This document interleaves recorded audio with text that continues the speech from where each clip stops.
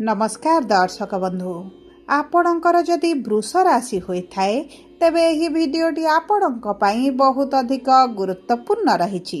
एही जून मासटी गोटे एमिति मास हेबा पई जाउछि जो मासरे समस्त शुभ ग्रह करूछंती निज चलन रे परिवर्तन एवं एमिति गोटे महा परिवर्तन हेछि देवगुरु बृहस्पतिंकर जी बदलाइबे आपणकर भाग्य एवं भविष्यत को।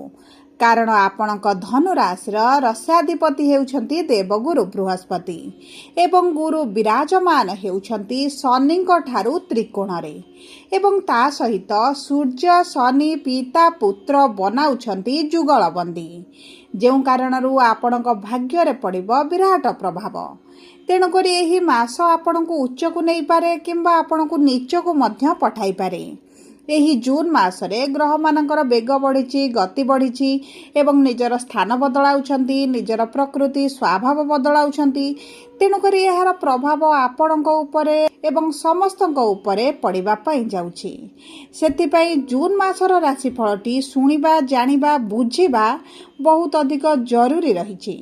कारण एही मास एमिति गोटे पॉइंट हेबो जेउठी आपणकर विचार बदलिबो आपण एकुटिया होई जिवे आपणकर बाध्य बाधकता हेउ किंबा कोनोसी कारणवशत आपणको एकुटिया रहिबाकू पड़ी पारे एवं आपणक कामरू आपणक मन हटिबो पुराना स्वप्न विचार अभिलाष मध्य बदली जिवो पुराना किछटा अभ्यास मध्य आपणकर बदली जिवो एवं नूतन प्रारंभ आपणक जीवन रे हेबा पई जाउछि।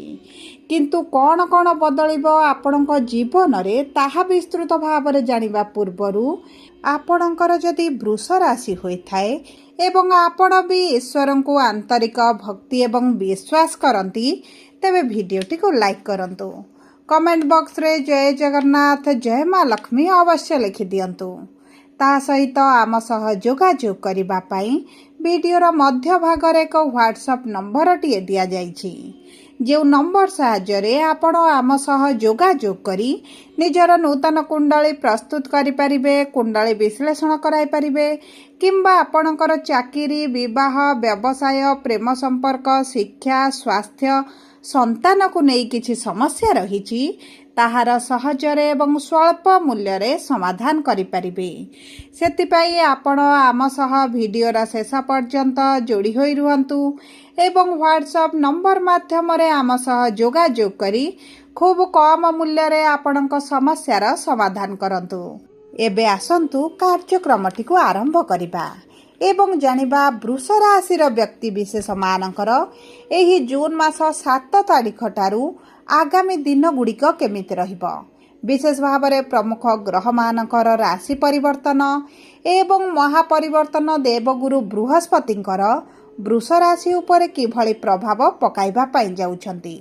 आपणक जीवन रे शुभ प्रभाव पकाइबे ना अशुभ प्रभाव पकाइबे ता सहित नक्षत्र अनुଯାयी केउ क्षेत्र गुड़िक आपण को शुभ फल देव एवं केउ क्षेत्र गुड़िक आपण को विशेष भाव में सावधानी रखा पड़िबो ताहा मध्य विस्तृत भाव में आलोचना करिबा। देखंतु वृष राशि 3टी नक्षत्र रहिछि कृत्तिका वृष 3/2 रोहिणी वृष 4/2 मृगशिरा वृष 5/2 वृष राशि। तेबे सर्वप्रथम जानिबा कृत्तिका वृष राशि 3/2 वृष राशि व्यक्ति विशेष मानकर नक्षत्राधिपति हेउछन्ति सूर्य विराजमान करिछन्ति आपणक राशि रे एवं 15 जून रे गोचर करिवे आपणकर द्वितीय भाव को बा धनर भाव को। देखंतु बृहस्पति आपणक तृतीयस्थ होइथिबारु अवश्य आपणको एतडा शुभ फल न देई पारंती किंतु आपणकर रस्याधिपति द्वितीय भाव तृतीय भाव को गोचर करी गुरु शुक्र एकत्र विराजमान होई आपणक आर्थिक क्षेत्र में निश्चित भाव में परिवर्तन आनिबे। एवं देखंतु जदि आपण ऑनलाइन रिलेटेड किछि कार्य करूछंती टीचर अछंती काउंसिलर अछंती हिलर अछंती इंपोर्ट एक्सपोर्ट कार्य करूछंती किछि व्यवसाय अछि ऑनलाइन रे किछिटा व्यवसाय करूछंती एआई आईटी फील्ड रे कार्यरत अछंती तेबे आपनको शुभ फल प्राप्ति हेबो एवं एही शुभ फल आपनको 8 जून पर ठारू प्राप्ति हेजिबो कारण शुक्र आपणकर रस्याधिपति होई 7 जून रे आपणकर तृतीय भाव को गोचर करिवे। एही समय मध्य रे आपणक छोट भाई भौणी सहित अवश्य किछिटा समस्या देखा देई पारे किछिटा मनमालिन्य मतभेद କଥା କଟାକଟି ମଧ୍ୟ ହୋଇପାରେ। ସେ ଦିଗ ପ୍ରତି ଆପଣ ଦୃଷ୍ଟି ଦେବେ। ଆପଣଙ୍କ ପାରିବାରିକ ସ୍ଥିତି, ପାରିବାରିକ ସମସ୍ୟା ମଧ୍ୟ କିଛିଟା ବଢ଼ିପାରେ। ଆପଣଙ୍କ ମାତାଙ୍କ ସ୍ୱାସ୍ଥ୍ୟକୁ ନେଇ ଆପଣ ମଧ୍ୟ ଚିନ୍ତିତ ରହିପାରନ୍ତି। ଆପଣଙ୍କ ମାଙ୍କ ସ୍ୱାସ୍ଥ୍ୟ ହେଉ କିମ୍ବା ମାଙ୍କର କିଛିଟା ଦୁଶ୍ଚିନ୍ତା ମଧ୍ୟ ବୃଦ୍ଧି ପାଇପାରେ। ତାହା ସହିତ କର୍ମକ୍ଷେତ୍ରରେ ଆପଣଙ୍କ ପରିଶ୍ରମ ବଢ଼ିବ, କିନ୍ତୁ ପରିଶ୍ରମ ଅନୁପାତରେ ଆପଣଙ୍କୁ ଶୁଭ ଫଳ ମଧ୍ୟ ପ୍ରାପ୍ତ ହେବ। ଏବଂ ଦେଖନ୍ତୁ, ଶନି ଯେହେତୁ ଏକାଦଶ ଭାବରେ ବିରାଜମାନ କରିଛନ୍ତି, ଆପଣଙ୍କର କିଛି ଦୀର୍ଘ ଦିନର ଇଚ୍ଛା ଅଭିଳାଷ ପୂରଣ ହେବ। କିନ୍ତୁ ଆପଣ ବିଳମ୍ବରେ ସେହି ଇଚ୍ଛା ଅଭିଳାଷ ପୂରଣ ହେବାର ଆପଣ ଦେଖିବାକୁ ପାଇବେ। କାରଣ ଶନି ଯେହେତୁ ବିରାଟ ଗ୍ରହ, ଆପଣଙ୍କର ନିଶ୍ଚିତ ଭାବରେ ବିଳମ୍ବ କରାଇବେ, ବାଧାବିଘ୍ନ ମଧ୍ୟ ଆଣିପାରନ୍ତି। ଏବଂ ଆପଣଙ୍କର ଭାଗ୍ୟାଧିପତି ହୋଇ ଯେହେତୁ ଲାଭର ଭାବରେ ଅଛନ୍ତି, ବ୍ୟବସାୟୀମାନଙ୍କୁ ଉତ୍ତମ ଫଳ ପ୍ରାପ୍ତି ହେବ। ଏବଂ ବ୍ୟବସାୟ କ୍ଷେତ୍ରରେ ଆପଣଙ୍କ ମନ ମୁତାବକ ଆପଣଙ୍କୁ ରୋଜଗାର ହେବ। ଏବଂ ପୂର୍ବରୁ ଯେଉଁ ମାନ୍ଦା ପରିସ୍ଥିତି ଚାଲିଛି ସେଥିରେ ମଧ୍ୟ ଆପଣ ଇମ୍ପ୍ରୁଭମେଣ୍ଟ ଦେଖିବେ। ଏହି ସମୟ ମଧ୍ୟରେ ଆପଣ କିଛିଟା ପରିବର୍ତ୍ତନ କରିବା ପାଇଁ ମଧ୍ୟ ଚିନ୍ତା କରିପାରନ୍ତି। ତା ସହିତ ମଙ୍ଗଳ ଦ୍ୱାଦଶ ଭାବରୁ 21 ତାରିଖରେ ଆପଣଙ୍କ ରାଶିକୁ ଗୋଚର କରିବେ। ଯେଉଁ କାରଣରୁ ଆପଣଙ୍କ ବିପି, ଡାଇବେଟିସ୍ ଉପରେ ଆପଣଙ୍କୁ ଟିକେ ଧ୍ୟାନ ଦେବାକୁ ପଡ଼ିବ, ଖାଦ୍ୟପାନୀୟକୁ ଧ୍ୟାନ ଦେବାକୁ ପଡ଼ିବ ଏବଂ ଆପଣଙ୍କର ଚର୍ମଜନିତ ସମସ୍ୟା ମଧ୍ୟ ଦେଖାଦେଇପାରେ। ସେ ଦିଗ ପ୍ରତି ଆପଣ ଦୃଷ୍ଟି ଦେବେ। ଏବେ ଆସନ୍ତୁ ଜାଣିବା ରୋହିଣୀ ବୃଷ ରାଶି ବା 4/2 ବୃଷ ରାଶିର ବ୍ୟକ୍ତିବିଶେଷ ମାନଙ୍କର ନକ୍ଷତ୍ର ଅଧିପତି ହେଉଛନ୍ତି ଚନ୍ଦ୍ରମା, ଯିଏ 2.5 ଦିନରେ ଥରେ ରାଶି ପରିବର୍ତ୍ତନ କରିଥାନ୍ତି। କିନ୍ତୁ ଚନ୍ଦ୍ରମା ହେଉଛନ୍ତି ଆପଣଙ୍କର ତୃତୀୟ ଭାବର ସ୍ୱାମୀ ଏବଂ ଆପଣଙ୍କ ତୃତୀୟ ଭାବ ଯେହେତୁ ଆପଣଙ୍କର ରୋଜଗାର ପରାକ୍ରମର ଭାବ, ଆପଣଙ୍କର ଏହିସବୁ କ୍ଷେତ୍ରରେ ଅନଷ୍ଟେବିଲିଟି ଦେଖିପାରନ୍ତି। ଉତ୍ଥାନ ପତନ ରୋଜଗାରରେ ଆସିପାରେ ଏବଂ ଏହି ସମୟ ମଧ୍ୟରେ କାର୍ଯ୍ୟରେ ଆପଣଙ୍କର ମନ ହଟିପାରେ। କିନ୍ତୁ 22 ଜୁନ୍ ପରେ ଆପଣ ଧୀରେ ପରିବର୍ତ୍ତନ ଦେଖିବେ, କାହିଁକି ନା ବୁଧ ଆପଣଙ୍କର ତୃତୀୟ ଭାବକୁ ଗୋଚର କରିବେ। ଆପଣ କଥା କହି ବହୁତ ଗୁଡ଼ିଏ କାର୍ଯ୍ୟ ମଧ୍ୟ ହାସଲ କରିବେ। ତା ସହିତ ଯେଉଁମାନେ ସରକାରୀ ଚାକିରି ପାଇଁ ଚେଷ୍ଟା କରୁଛନ୍ତି, ପରୀକ୍ଷା ଦେଉଛନ୍ତି, ଇଣ୍ଟରଭ୍ୟୁ ଦେଉଛନ୍ତି, ସରକାରୀ ଚାକିରିର ଅତି ପ୍ରବଳ ଯୋଗ ବନିବ। ଆପଣ ଯଦି ଜୁନ୍ ମାସ 15 ତାରିଖ ପୂର୍ବରୁ 7 ରୁ 15 ଭିତରେ କିଛି ପରୀକ୍ଷା ଦେଉଛନ୍ତି, ତେବେ ଆପଣଙ୍କୁ ଉତ୍ତମ ଫଳ ପ୍ରାପ୍ତି ହେବ। ଯଦି ଆପଣ ବିଦ୍ୟାର୍ଥୀ ଅଛନ୍ତି, ଶିକ୍ଷା କ୍ଷେତ୍ରରେ ଆପଣ ନିଶ୍ଚିତ ଭାବରେ ଉନ୍ନତି କରିବେ। ମନପସନ୍ଦର କଲେଜ ହେଉ, ମନପସନ୍ଦର କୋର୍ସ ହେଉ, ଆପଣଙ୍କୁ ଶିକ୍ଷା କ୍ଷେତ୍ରରେ ଗୋଟେ ପ୍ରକାର ଯେଉଁ ଅନସାଟିସ୍ଫ୍ୟାକ୍ସନ୍ ରହୁଥିଲା, ଶିକ୍ଷା କ୍ଷେତ୍ରରେ ଆପଣ ସନ୍ତୁଷ୍ଟି ରହୁନଥିଲା, ଆପଣଙ୍କ ରେଜଲ୍ଟ ହେଉ, ଆପଣଙ୍କ ମାର୍କରେ ହେଉ, ସେହି ସବୁ ଦିଗରୁ ଆପଣଙ୍କର ମନ ହଟିଯିବ। ଆପଣ ଶିକ୍ଷା କ୍ୟାରିୟରକୁ ନେଇ ବହୁତ ଅଧିକ ଧ୍ୟାନ କେନ୍ଦ୍ରିତ କରିବେ। ଏବଂ ଦେଖନ୍ତୁ, ଆଗାମୀ ସମୟ ଗୁଡ଼ିକ ଆପଣଙ୍କ ଶିକ୍ଷାକୁ ନେଇ ଅତି ଉତ୍ତମ ରହିବା ସହିତ ଆପଣଙ୍କ ବୈବାହିକ ସମ୍ପର୍କରେ ମଧୁରତା ଆସିବ ଏବଂ ବିବାହର ଅତି ପ୍ରବଳ ଯୋଗ ବନୁଛି। ଯେଉଁ ବୃଷ ରାଶିର ବ୍ୟକ୍ତିବିଶେଷ ମାନଙ୍କର ବିବାହରେ ବିଳମ୍ବ ଦେଖୁଥିଲେ, ବିବାହ ହୋଇପାରୁନଥିଲା, ଆପଣଙ୍କର ବିବାହ ଏହି ଜୁନ୍ ମାସଠାରୁ ଆରମ୍ଭ କରି ଅକ୍ଟୋବର ମଧ୍ୟରେ ଠିକ୍ ହୋଇପାରେ କିମ୍ବା ଫିକ୍ସ ହୋଇ ରହିପାରେ କିମ୍ବା ଆପଣଙ୍କର ବିବାହ ମଧ୍ୟ ହୋଇପାରେ। ତା ସହିତ ଯେଉଁମାନଙ୍କର ସନ୍ତାନ ପ୍ରାପ୍ତିରେ ବିଳମ୍ବ ଦେଖୁଥିଲେ, ସନ୍ତାନ ସୁଖ ମଧ୍ୟ ଆପଣଙ୍କୁ ପ୍ରାପ୍ତି ହେବ। ସନ୍ତାନଙ୍କ ଭାଗ୍ୟ ତାଙ୍କ ସାଥ ଦେବ।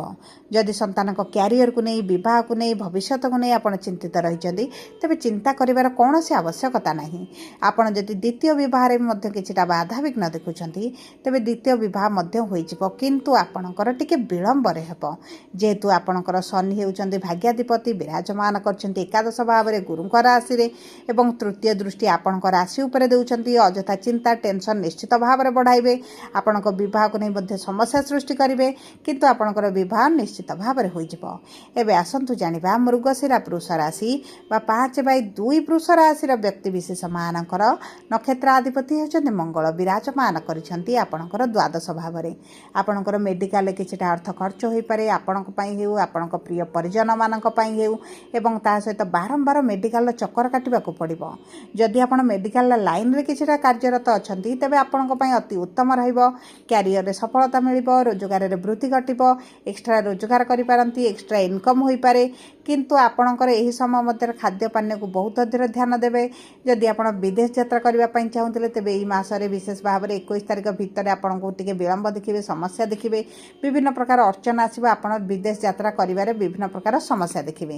କିନ୍ତୁ 21 ପରେ ମଙ୍ଗଳ ଯେତେବେଳେ କେନ୍ଦ୍ରକୁ ଗୋଚର କରିବେ, ଆପଣଙ୍କ ରାଶିକୁ ଗୋଚର କରିବେ, ଆପଣଙ୍କ ବିଦେଶ ଗ୍ରସ୍ତ ହେଉ, ଆପଣ ତୀର୍ଥଯାତ୍ରା ହେଉ କିମ୍ବା କୌଣସି ଧାର୍ମିକ କାର୍ଯ୍ୟକଳାପରେ ହେଉ, ଆପଣ ନିଶ୍ଚିତ ଭାବରେ ଯୋଗ ଦେବେ ଏବଂ ଏହିସବୁ ଦିଗ ପ୍ରତି ମଧ୍ୟ ଭାଗ୍ୟ ଆପଣଙ୍କର ସାଥ ଦେବ। ତା ସହିତ କେତୁ ଯେହେତୁ ଚତୁର୍ଥ ଭାବରେ ଅଛନ୍ତି, ମାଙ୍କ ସ୍ୱାସ୍ଥ୍ୟକୁ ଟିକେ ଆପଣଙ୍କୁ ଧ୍ୟାନ ଦେବାକୁ ପଡ଼ିବ। ଜମି ଭୂମି ପୈତୃକ ସମ୍ପତ୍ତିକୁ ନେଇ ମଧ୍ୟ କିଛିଟା ବାଦ ବିବାଦ ଭଳି ପରିସ୍ଥିତି ଦେଖାଦେଇପାରେ। ଏହି ସମୟ ମଧ୍ୟରେ ଆପଣଙ୍କ ବୁଦ୍ଧିମତ୍ତାର ବ୍ୟବହାର କରିବା ଅତ୍ୟନ୍ତ ଜରୁରୀ। କୌଣସି ନିଷ୍ପତ୍ତି ଆପଣ ତରବର ହୋଇ ନିଅନ୍ତୁ ନାହିଁ। ଆପଣ କୌଣସି ଏକ ଗୁରୁଜନ ବ୍ୟକ୍ତିଙ୍କ ଠାରୁ ପରାମର୍ଶ ନେଇ ଯଦି ନିଷ୍ପତ୍ତି ନେବେ, ଆପଣଙ୍କ ପାଇଁ ଅତ୍ୟନ୍ତ ଶୁଭଦାୟକ ରହିବ। ତା ସହିତ ଦେଖନ୍ତୁ, ଆପଣଙ୍କର ଅଷ୍ଟମ ଅଧିପତି ହେଉଛନ୍ତି ଦେବଗୁରୁ ବୃହସ୍ପତି।